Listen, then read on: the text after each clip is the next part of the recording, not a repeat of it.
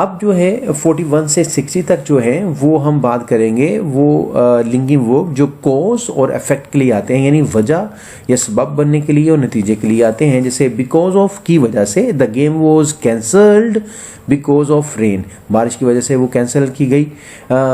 For this reason, इस वजह से। For this reason they left early, वो पहले ही रवाना हो गया इस वजह से। ओइंग टू की बुनियाद पर, owing to heavy traffic we were late, बहुत ज़्यादा ट्रैफिक की वजह से हम लेट हो गए। Due to the fact that, इस वजह से। एज अ कॉन्सिक्वेंस, नतीजे के तौर पर। ही ब्रोक द लॉ, उसने कानून तोड़ा। एज अ कॉन्सिक्वेंस, नतीजे के तौर पर। ही वॉज फाइन, उसको फाइन किया गया। अकॉर्डिंगली, इसके मुताबिक। इन कॉन्सिक्वेंस, नतीजे में। दैट्स वाई, इसलिए। सीइंग दैट, चूंकि। सीइंग दैट, चूंकि। ही इज टायर्ड, वो थका हुआ है। लेट हिम रेस्ट, उसको रेस्ट करने दे। ऑन अकाउंट ऑफ, की वजह से। The school closed on account of snow. Because, क्योंकि।